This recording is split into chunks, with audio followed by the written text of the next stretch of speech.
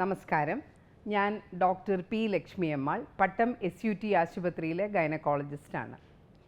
ഞാനിന്ന് സംസാരിക്കാൻ ആഗ്രഹിക്കുന്ന വിഷയം നമ്മളെ എല്ലാവരെയും ഒരുപോലെ ഭീതിപ്പെടുത്തുന്ന ക്യാൻസർ അഥവാ അർബുദം എന്ന വിഷയത്തെക്കുറിച്ചാണ്.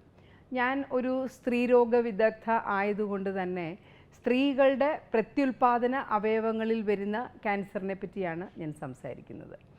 അത് ക്യാൻസറിനെ പറ്റിയോ അതിൻ്റെ ട്രീറ്റ്മെൻറ്റിനെ പറ്റിയോ അല്ല, ചികിത്സയെ പറ്റിയോ അല്ല ഞാൻ പറയാൻ ഉദ്ദേശിക്കുന്നത്. ഒരു ക്യാൻസർ വരാതെ നമുക്ക് എങ്ങനെ തടയാം, സ്ത്രീ സഹജമായ ക്യാൻസർ എങ്ങനെ വരാതെ നോക്കാം എന്നാണ് ഞാൻ പറയാൻ ആഗ്രഹിക്കുന്നത്. ക്യാൻസറിനെ നമുക്ക് തടയാൻ പറ്റുമോ എന്ന് ചോദിച്ചാൽ, സ്ത്രീകളുടെ പ്രത്യുൽപാദന അവയവങ്ങളിൽ വരുന്ന ക്യാൻസറിൽ ക്യാൻസർ സെർവിക്സിന് മാത്രമേ ഉള്ളൂ ഒരു വാക്സിൻ, പ്രതിരോധ കുത്തിവയ്പ്പ്. ക്യാൻസറുകൾക്ക് ആകെ നോക്കിയാലും ക്യാൻസർ സെർവിക്സിനുള്ളതുപോലെ ഫലപ്രദമായ കുത്തിവയ്പ്പ് വേറൊരു ക്യാൻസറിന് ഇല്ല തന്നെ.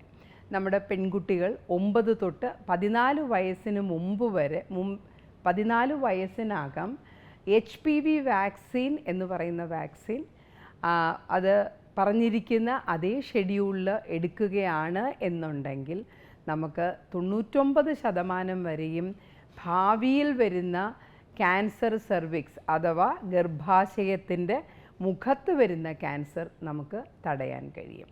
അപ്പോൾ പിന്നെ ബാക്കിയുള്ള ക്യാൻസറുകളൊക്കെ എങ്ങനെയാണ് തടയാൻ സാധിക്കുക?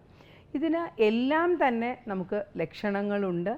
ലക്ഷണങ്ങൾ വരുന്നതിന് മുമ്പ് തന്നെ ഒരു ഗൈനക്കോളജിസ്റ്റിനെ നമ്മൾ കൃത്യമായ കാലയളവിൽ കണ്ടുകൊണ്ട് ഇരിക്കുകയും വേണം. ഒരു 40 വയസ്സായി കഴിഞ്ഞാൽ നമുക്ക് ക്യാൻസർ വരാനുള്ള സാധ്യത കൂടുന്നു. അതുകൊണ്ട് 40 വയസ്സ് തുടങ്ങി എല്ലാ വർഷവും നമ്മളൊരു ഗൈനക്കോളജിസ്റ്റിനെ കണ്ടുകൊണ്ടിരിക്കുക. പലപ്പോഴും സ്ത്രീകൾ പറയുന്നത് ഞാൻ കേട്ടിട്ടുണ്ട്, പ്രസവം കഴിഞ്ഞ് പിന്നെ ഇന്നേ വരെ എനിക്കൊരു ഗൈനക്കോളജിസ്റ്റിനെ കാണേണ്ടി വന്നിട്ടില്ല എന്ന്. അത് അഭിമാനിക്കാവുന്ന ഒരു കാര്യമായിട്ട് എനിക്ക് തോന്നുന്നില്ല. കാര്യം ഒരു ചെറിയ വിഭാഗത്തിനെങ്കിലും നേരത്തെ ഡോക്ടറിനെ കണ്ടിരുന്നു എങ്കിൽ കണ്ടുപിടിക്കാവുന്ന ക്യാൻസറുകളാണ് ഗർഭാശയത്തിനകത്ത് വരുന്ന ക്യാൻസർ, അണ്ഡാശയത്തിനകത്ത് വരുന്ന ക്യാൻസർ, മാറിടത്തിൽ വരുന്ന ക്യാൻസർ. നമ്മളുടെ വലിയ വലിയ നഗരങ്ങളെപ്പോലെ, അതായത് ബോംബെ, കൽക്കട്ട, ഡൽഹി ഉള്ള നഗരങ്ങളോട് കിടപിടിക്കുന്ന വിധത്തിൽ, അതായത് നമ്മുടെ മാറിടത്തിൽ വരുന്ന ക്യാൻസർ വളരെ കൂടുതലാണ് തിരുവനന്തപുരത്തും. നമ്മളുടെ ലൈഫ് സ്റ്റൈൽ വളരെയധികം വ്യത്യാസപ്പെടുന്നത് കൊണ്ടാകാം, ജീവിത സൗകര്യങ്ങൾ വ്യത്യാസപ്പെടുന്നത് കൊണ്ടാകാം. ഈ ക്യാൻസർ, മാറിടത്തിൽ വരുന്ന ക്യാൻസർ ഡോക്ടർമാരല്ല കണ്ടുപിടിക്കുന്നത്. സ്ത്രീകൾ തന്നെ എന്തോ ഒന്ന് തടയുന്നു, അല്ലെങ്കിൽ ഒരു മുഴ പോലെ എന്നുവെന്ന് പറയുമ്പോഴാണ് നമ്മളത് കണ്ടുപിടിക്കുന്നത്. അതെങ്ങനെ നമുക്ക് തടയാൻ സാധിക്കും? അതായത് നമ്മുടെ ഫാമിലിയിൽ, നമ്മുടെ കുടുംബത്തിൽ, നമ്മുടെ അമ്മയുടെയോ അച്ഛൻ്റെയോ കുടുംബത്തിൽ ആർക്കെങ്കിലും അണ്ഡാശയ ക്യാൻസറോ അല്ലെങ്കിൽ മാറിടത്തിലെ ക്യാൻസറോ വന്നിട്ടുണ്ടെങ്കിൽ ആ കുടുംബത്തിലുള്ള ഓരോ സ്ത്രീക്കും അത് വരാനുള്ള സാധ്യത കൂടുതലാണെന്ന് നമ്മൾ മനസ്സിലാക്കണം.